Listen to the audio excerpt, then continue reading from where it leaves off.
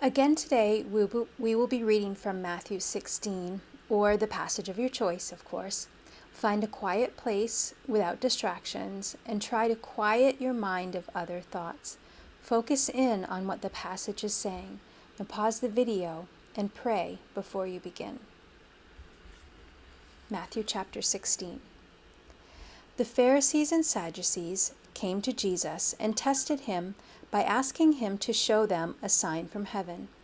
He replied, "When evening comes, you say, 'It will be fair weather, for the sky is red,' and in the morning, 'Today it will be stormy, for the sky is red and overcast.'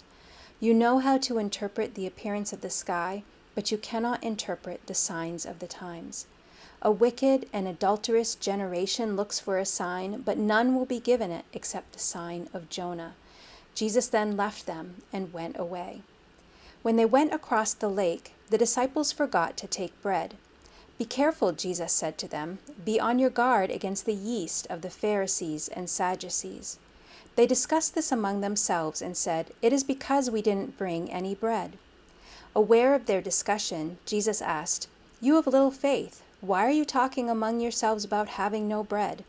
Do you still not understand? Don't you remember the 5 loaves for the 5,000, and how many basketfuls you gathered? Or the 7 loaves for the 4,000, and how many basketfuls you gathered? How is it you don't understand that I was not talking to you about bread? But be on your guard against the yeast of the Pharisees and Sadducees." Then they understood that he was not telling them to guard against the yeast used in bread, but against the teaching of the Pharisees and Sadducees. When Jesus came to the region of Caesarea Philippi, he asked his disciples, "Who do people say the Son of Man is?" They replied, "Some say John the Baptist, others say Elijah, and still others Jeremiah or one of the prophets." "But what about you?" he asked. "Who do you say I am?" Simon Peter answered, "You are the Messiah, the Son of the living God."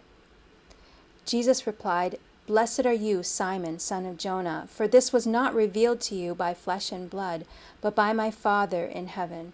And I tell you that you are Peter, and on this rock I will build my church, and the gates of Hades will not overcome it. I will give you the keys of the kingdom of heaven. Whatever you bind on earth will be bound in heaven, and whatever you loose on earth will be loosed in heaven."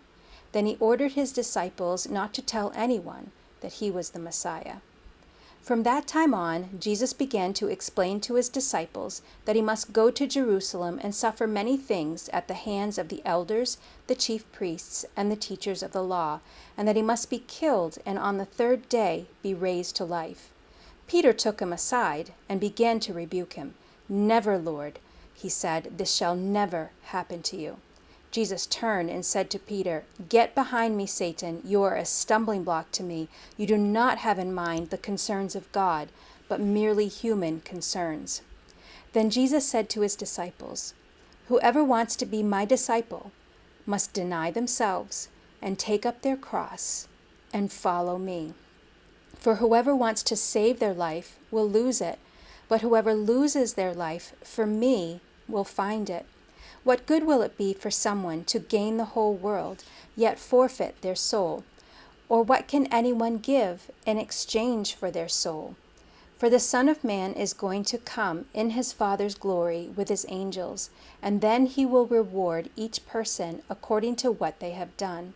Truly I tell you, some who are standing here will not taste death before they see the Son of Man coming in his kingdom." A suggested meditation is verse 24. Take it phrase by phrase. Meditate on, "Be my disciple." Then, deny themselves. Then, take up their cross. And then, follow me. At first, just repeat the phrase and let it sink in. Then perhaps you might let the Spirit guide you in thinking of some reflective questions. Ask what something means, and then what it would mean for you or look like in your life. You might ponder such words as disciple, deny, cross, and follow. Remember to be praying as you meditate, listening for the Spirit to guide your reflections.